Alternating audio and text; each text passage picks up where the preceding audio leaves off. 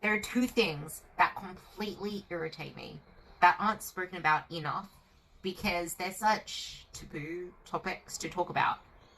Probably because of fear of backlash. But the first one is intuitive eating. There really is no such thing as intuitive eating. It's more so informed eating, and there still needs to be some kind of restraint on it in a hedonic environment, in today's environment, where you can easily be full and satisfied after eating a meal, but then all of a sudden smell pizza and chips and be like, I'm hungry. Like the dessert stomach.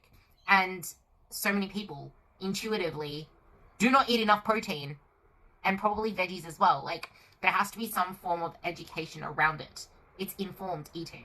And unless you are really, really aware of what your body needs to maintain its weight and in a optimal manner in terms of eating your protein, eating your veggies, it won't serve you. And the second one is when people say it's just a donut, just eat the donut. Applying that to everybody can be really detrimental, and something that makes a lot of people feel like a failure is if you have a trigger food, you should be able to have it in your environment and have little bits of it and moderate it.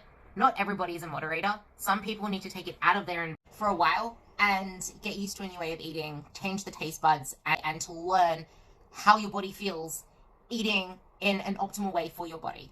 And then when it's time to introduce it back in, introduce it in a moderated environment, like actually going out of your house to get it, eating it in company, not by yourself, in a place where you're less likely to binge on the food. Be surprised when you bring it back in, it won't taste the same way. You won't get the same dopamine hit from it.